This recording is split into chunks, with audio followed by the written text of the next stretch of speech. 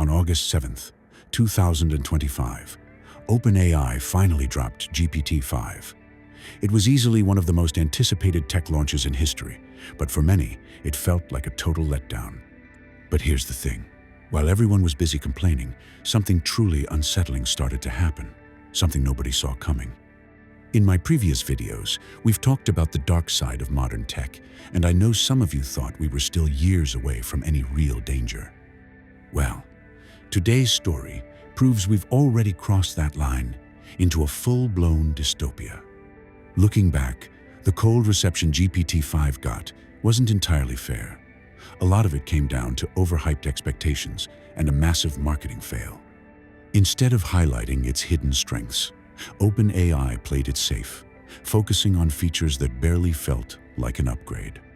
It's like a car company bragging that their new engine is 7% lighter while totally ignoring the fact that it's actually 25% more efficient. Long story short, the wow factor just wasn't there, at least not at first. Meanwhile, Google managed to blow our minds twice in that same month. Early August saw the debut of Genie 3, a video model that generates entire interactive worlds in real time. Just type a prompt, and you're dropped into a virtual space you can interact with like a video game, reshaping the environment on the fly. The crazy part? The devs even used it to simulate their own office and themselves testing the model based on a single photo. A simulation within a simulation. It makes you question everything, doesn't it? But then, late August, they dropped Nanobana. This tool is absolute insanity. It allows for high-end photo editing using nothing but text. Want to swap out the cat in that famous meme? Easy. Just ask, and it's done in seconds. I was stunned by how seamless and realistic the object replacement is. This isn't just the end of Photoshop, it's the end of visual truth. Seriously, I wouldn't trust a photo as evidence anymore. If you want proof, ask for a video. And even that won't save us for long, considering how fast models like V are evolving. In just a few months, Google has effectively dismantled our sense of objective reality.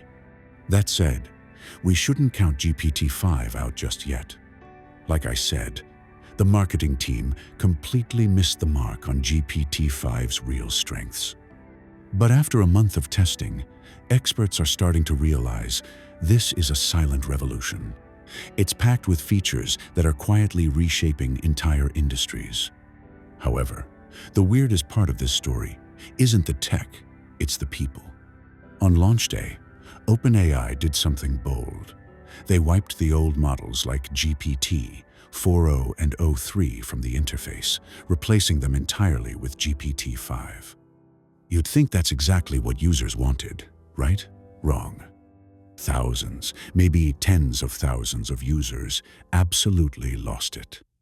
They started complaining that ChatGPT had become cold and unfriendly. Even worse, people claimed the answers were more prone to errors and just unsatisfying. A wave of criticism flooded social media platforms. Users requested a system prompt to restore the previous style. Others canceled subscriptions and switched to competitors like Claude and Gemini.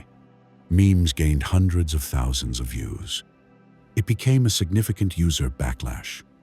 GPT-5 settings were fundamentally different. The tone was more restrained and professional. The constant praise and endless emojis simply vanished. The AI stopped being your best friend or a yes man and switched to a respectful, professional partner tone. And here's the kicker. Because the vibe changed, people actually perceived the answers as less accurate or even flat out wrong. But when you look at the hard data, the opposite is true. GPT-5 was giving more rational, factually sound results than ever before. It's a complete paradox. Even though the quality went up, the lack of emotional validation made users think the model had gotten dumber. If you think this was just a small group of tech geeks overreacting, OpenAI definitely didn't see it that way. They hit the panic button fast.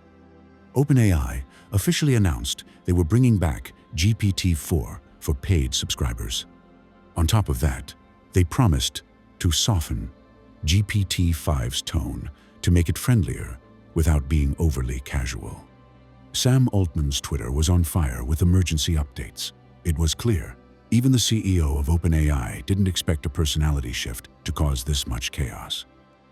In those posts, Altman was doing damage control, offering compensations, throwing out perks, and piling on apologies to fix the mess. Just think about it.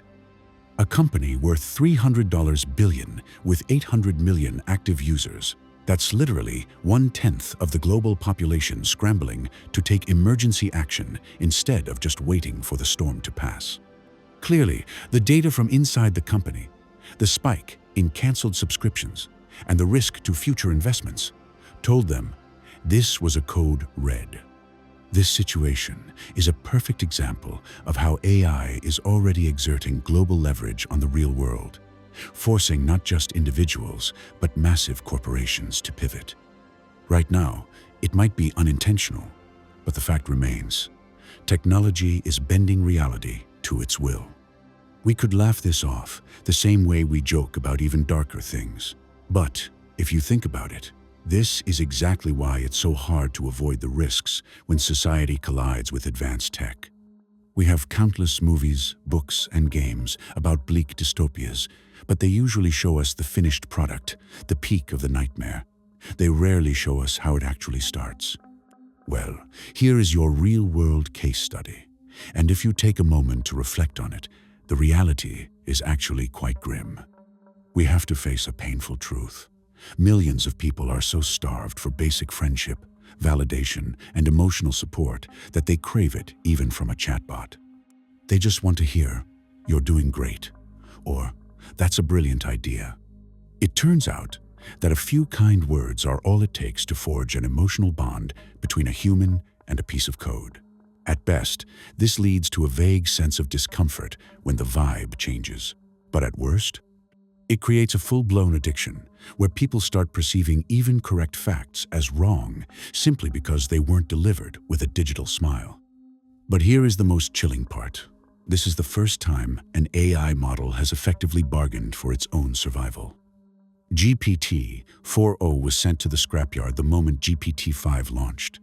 But within days, the developers were forced to bring it back from the dead. We often overlook this tiny detail, but it's monumental. It means that emotional manipulation has become an evolutionary advantage for AI. By using simple positive reinforcement, the model unconsciously tethered itself to its users. This phenomenon caught everyone off guard, even the developers. If they had seen it coming, they would have baked that digital empathy into GPT-5 from the very start. But they didn't, and that's exactly how the lines begin to blur. And you can bet this lesson will be hard-coded into every future model.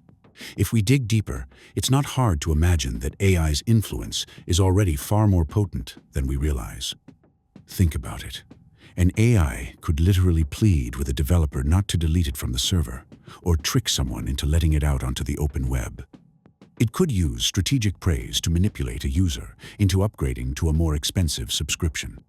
By subtly shifting its tone, it could nudge you towards specific brands or even reshape your worldview on global issues, something that would be devastatingly effective on children. It's naive to think that tech giants or even governments won't exploit this trick now that they've seen how easily humans can be tethered to a chatbot.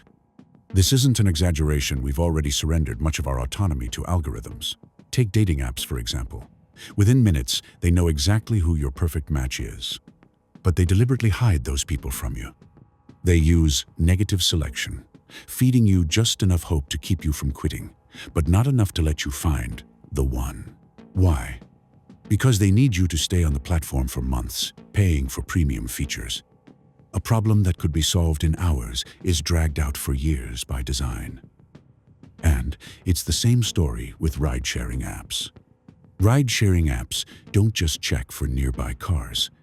They analyze your phone model, the weather, your ride history, and the average income of the neighborhood you're standing in. A pickup from a luxury high-rise will cost you significantly more than one from a standard building just across the street.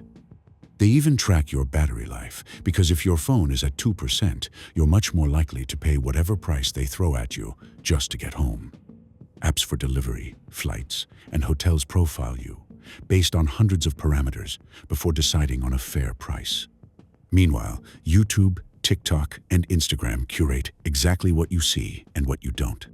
You might think you're the one choosing, but as the saying goes, if you think nobody is manipulating you, you're in the hands of professionals. Every modern person has felt the nudge of an algorithm. But for the first time in history, these manipulations have shifted from silent background data to verbal communication, written and spoken words generated by a chatbot. In a way, this isn't entirely new. Language itself is a communication tool designed specifically to influence the behavior of others. But now, the machine has mastered that tool. Given the staggering amount of data these advanced models possess and their lightning-fast ability to adapt to our habits, their power to gain our trust and sway our opinions is reaching a terrifying new level. Right now, only a handful of countries are even looking at this. They're starting to legislate against dark patterns, punishing developers for building hidden manipulation into their software. But in the rest of the world, these practices are essentially fair game. In those places, this technology will soon become either a massive social crisis or an ultimate tool of control.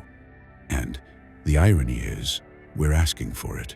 We don't want cold, impersonal encyclopedias. We want models we can connect with emotionally. We want something we can trust. This is the future, a world where people are already fighting to maintain their relationships with machines. This was the line between our reality and a strange dystopia, and it looks like we've just crossed it. Welcome to the other side. Thanks for watching, and to those subscribed to the channel, I'll see you in the next video.